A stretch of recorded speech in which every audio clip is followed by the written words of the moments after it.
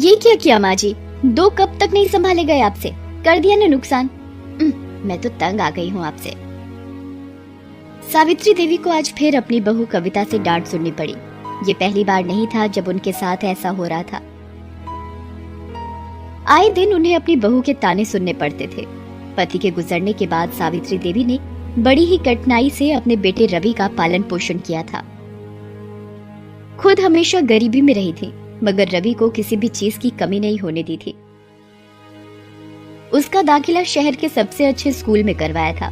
School के बाद रवि को कॉलेज भेजना उनके बस के बाहर की बात थी, मगर फिर भी उन्होंने रवि का दाखिला कॉलेज में करवाया था। उसकी फीस भरने के चक्कर में दिन रात काम करते करते वो समय से पहले ही बूढ़ी हो चली थी। उस दिन जब रवि का कॉलेज खत्म हुआ तब की बात है। माँ, आज मेरा कॉलेज खत्म हुआ और मुझे शहर की एक बड़ी कंपनी में बढ़िया नौकरी भी मिल गई है। मुझे आशीर्वाद दो माँ। झुक झुक जियो मेरे बेटे, भगवान मेरे बच्चे को दुनिया की सारी खुशियां दे। एक बात और कहनी थी माँ। बोलो बेटे। कल से तुम्हारा काम करना बंद। कल से मेरी माँ घर में आराम करेगी। तेरा ये बेटा अब खुद कमा कर लाएगा और अपनी माँ को वो सारी खुशियां देगा जो वक्त ने तुमसे छीन ली थी माँ। और ये देखो, मैं तुम्हारे लिए क्या लाया हूँ। रवि जेब से एक पैकेट निकालकर अपनी माँ को देता है। सावित्री उसे खोलकर देखती है। उस पैकेट में उसके कंगन होते हैं जो 2 साल पहले रवि की एग्जाम फीस भरने के लिए उन्होंने गिरवी रखे थे। सावित्री देवी की आंखों में आंसू आ गए। लेकिन ये तो कैसे लाया बेटे? मैंने कुछ पैसे बचाए थे माँ, उसी से लाया हूँ। बाकी के पैसे पहली सैलरी मिलते ही दे दूंगा।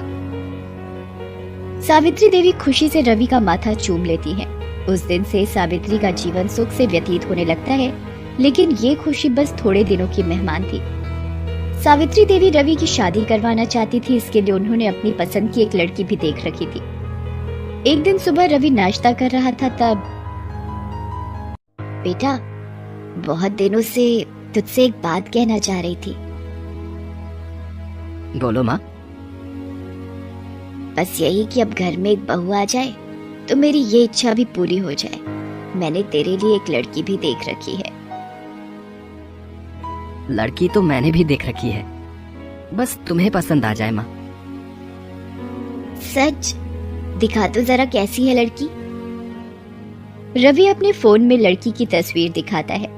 लड़की सावित्री को उतनी पसंद नहीं आती है, मगर बेटे की खुशी के लिए वो हाँ कर देती है।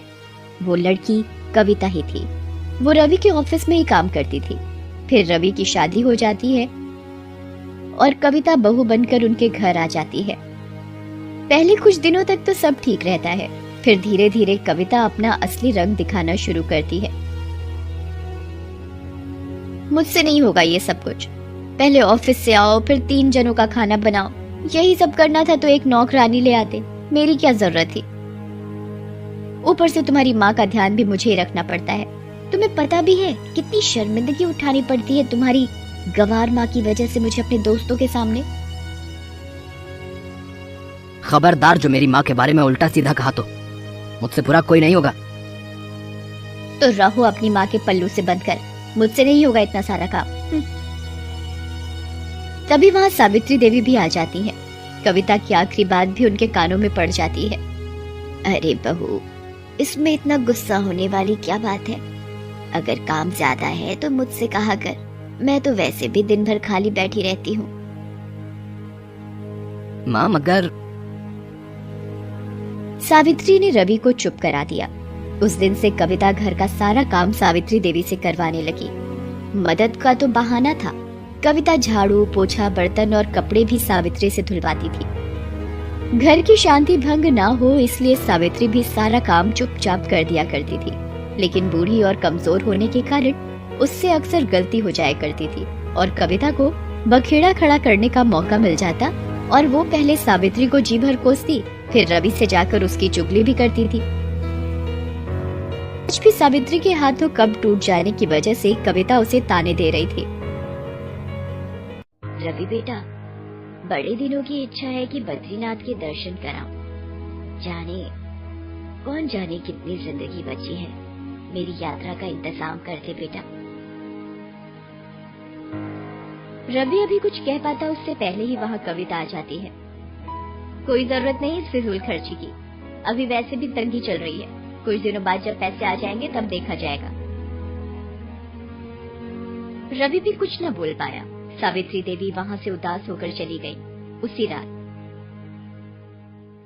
देखो तुम्हारी माँ की ख्वाहिशें दिन पर दिन बढ़ती जा रही हैं। आज बद्रीनाथ की यात्रा के लिए बोल रही थी, कल कहेंगी कि चारों धाम की यात्रा करनी है। मेरी मानो तो इन्हें शहर के वृद्धाश्रम में भेज दो। वहाँ ये अपने जैसे लोगों के बीच रहेंगी और वृद्धाश्रम वाले भी साल में एक बार तीर्थ यात्रा के लिए ले ही जाते हैं। रवि भी रोज रोज के इन घर के कलहों से उकता सा गया था। उसे भी कविता की बात अच्छी लगी। इसके कुछ दिनों बाद ही दोनों सावित्री देवी को वृद्धाश्रम छोड़ने पहुँचे। अभी वो गाड़ी से उतर रही थे कि आश्रम का गार्ड सावित्री को देखकर अपनी कुर्सी से उठ खड़ा हुआ। अरे सावित्री जी, आप जरूर किसी से मिलने आई होंगी। मुझे पहचाना? मैं रघुवीर। इससे पहले अनाथालय में था गार्ड है? सावित्री देवी पहले ही दुखी थी। वो अपने दिमाग पर ज्यादा जोर न दे पाई। बस गार्ड की नमस्ते का जवाब देकर आगे बढ़ गई। माँ का आश्रम में दाखिला कराने के बाद जब रवि बाहर निकल रहा था तब उसे फिर वही गार्ड मिला। क्या आप सावित्री देवी को जानते हैं? जी बहुत अच्छी तरह से। आज से 30 साल पहले मेरी नई नौकरी लगी थी शहर के अनाथ आश्रम में। सावित्री देवी वहाँ अक्सर कुछ न कुछ पैसे देने आया करती थी। एक बार उस आश्रम में किसी ने ऐसे बच्चे को छोड़ा जिसे बड़ी ही भयानक बीमारी थी। सबने सोचा कि अब वो नहीं बचेगा। तब सावित्री देवी ने अपनी सारी ताकत लगाकर उस बच्चे का इलाज करवाया था और उसे मौत के मुंह से बाहर निकाला था। फिर उन्होंने उस बच्चे को गोद ले लिया था क्योंकि उनकी अपनी कोई संतान नहीं थी और बेचारी के पति का भी देहांत हो गया था। रवि और कविता दोनों उसकी बातों को गौर से सुन रहे थे।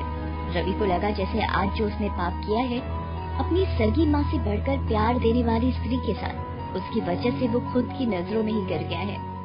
वो अब किसी से नजरें मिलाने के काबिल नहीं रहा। वो वापस आश्रम में जाने लगा। कहाँ जा रहे हो? अपनी माँ को लेने। मगर बस बहुत हो गया तुम्हारा ड्रामा। अब मेरी माँ मुझे छोड़कर कहीं नहीं जाएगी।